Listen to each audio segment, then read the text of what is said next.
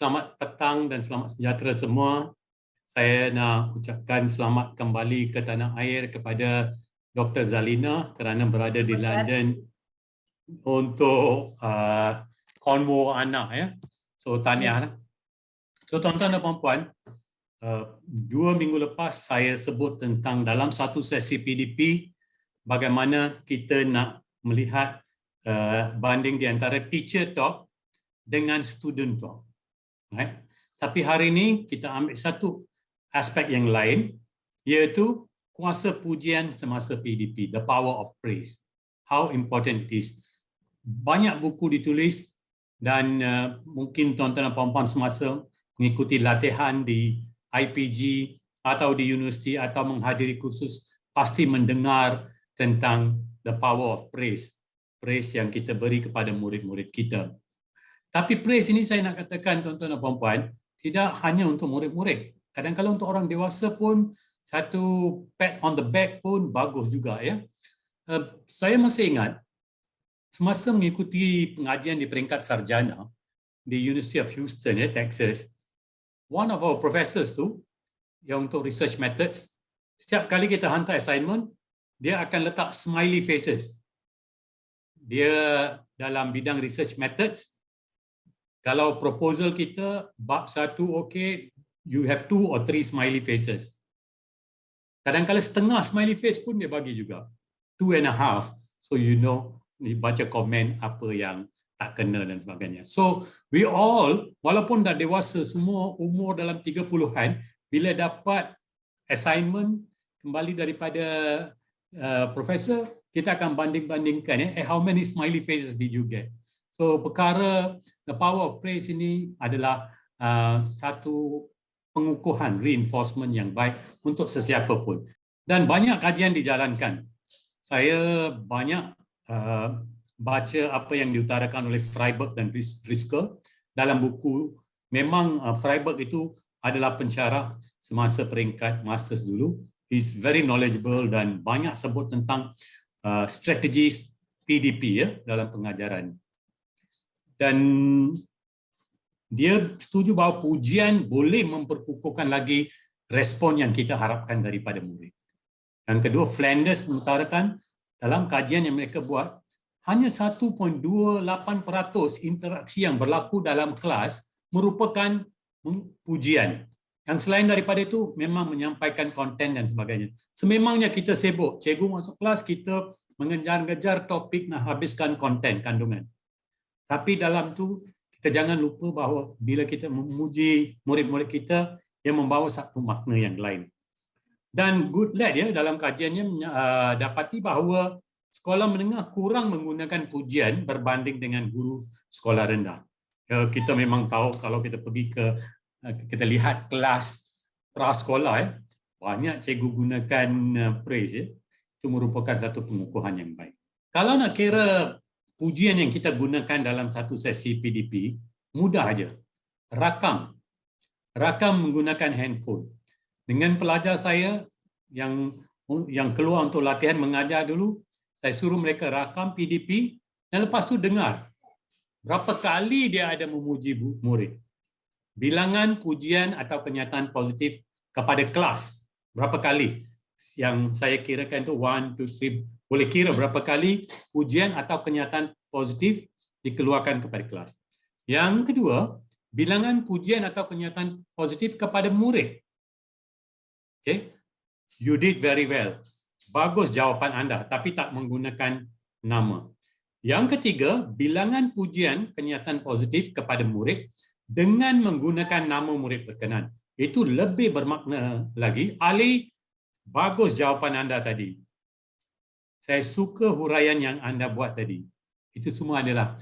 Dan tuan-tuan dan puan-puan, ini bukan satu perkara yang baru tentang pujian. Tuan-tuan dan puan-puan pernah selalu dengar, tapi kadang-kadang kita terbawa dengan banyak kerja yang kita ada, kita mengejar topik yang kita nak habiskan, kita lupa tentang aspek ini.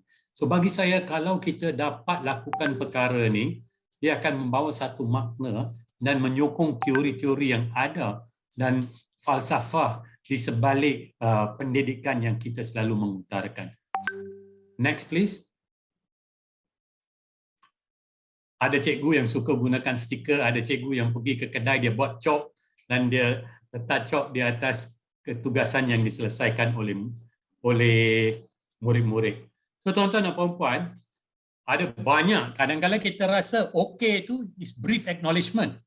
Okay, fine, great, super, yes, I see, nice, wonderful, much better, exactly, excellent.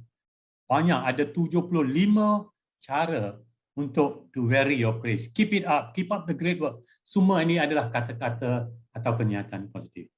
Kadang-kadang kita boleh juga menggunakan dengan ayat. Ya. So, if we go to the next slide, please. Dalam contoh ni, dia kata, Bill, I like the way you are using your time to study. Jose, you have really focused on the lesson. Sarah, I see you have tried very hard to complete this English assignment. Itu juga merupakan satu. So, ini dalam bentuk ayat, tapi good, fantastic, itu adalah short acknowledgement. So, kita ada specific effort, acknowledgement for specific effort, dan extended praise. Contoh extended praise, Bill, nice job of getting your assignments in on time and putting thought into your work. Rose, congratulations, you really discovered another answer to the problem. So cara-cara macam ni kita, kalau boleh kita memperingatkan diri kita untuk tulis, ia amat bermakna. Saya tahu anak saya sendiri menyimpan daripada prasekolah dia star yang diberi oleh guru beliau. Dan masih lagi buku itu disimpan. So ini merupakan satu perkara yang amat penting ya untuk memperkukuhkan kepercayaan murid untuk memberi respon pada masa depan. Hikmah di sebalik pujian ia memberi pengukuhan positif. Memberi rangsangan positif kepada murid lain. Kalau A jawab, B yang melihat pun akan kata lain kali saya pun nak cuba jawab. Dan sudah pastinya bukan saja kuantiti bilangan kali kita menggunakan pujian, tapi jenis cara kita memberi pujian itu, kualiti pujian itu juga memainkan peranan yang penting. Saya nak akhiri perkara ini dengan satu cerita saya pernah terbaca. Ada beberapa pelajar masa peperangan di Vietnam, pelajar daripada Amerika ni, dalam satu sesi kelas, guru minta murid lain dan guru juga sendiri tulis komen tentang murid itu. Murid yang seorang ini dia pendiam sangat. Dia pendiam, jarang cakap dan sebagainya. Dia ingat dia merupakan pelajar yang tidak disukai oleh ramai dan sebagainya. Tapi bila dia dapat komen atas satu keratan kecil kertas oleh cikgu merupakan you are such you have that quiet intelligence and you have been very, and all the pujian dia tulis dan kawan dia pun tulis. Budak itu menyimpan keratan itu dalam buku nota dia, disimpan keratan itu. Bila tamat sesi kerjaya persekolahan dia, di school career, dia masuk menjadi askar dan dihantar untuk berperang di Vietnam. Malangnya dia mati dalam peperangan itu, ya, dia meninggal dunia semasa peperangan itu.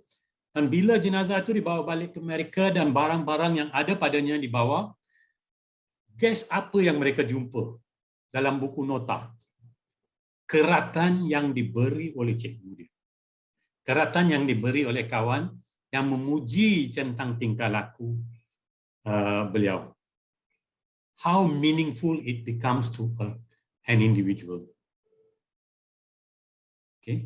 So, tuan-tuan dan puan-puan, kita sentiasa janganlah kita kedekut kerana pujian itu kepada rakan kita pun tak salah ya. Cikgu yang sama dengan kita sekarang ini kan musim APC, so rakan kita dapat APC, puji dan beri sokongan pada dia, tahniah kepada yang dapat APC. rezeki itu adalah di tangan Tuhan dan setiap orang ya, bila dapat rezeki, kita sebagai rakan, kita beri syabas kepada mereka. Kita beri syabas kepada murid kita. Kita beri syabas kepada pemimpin kita juga.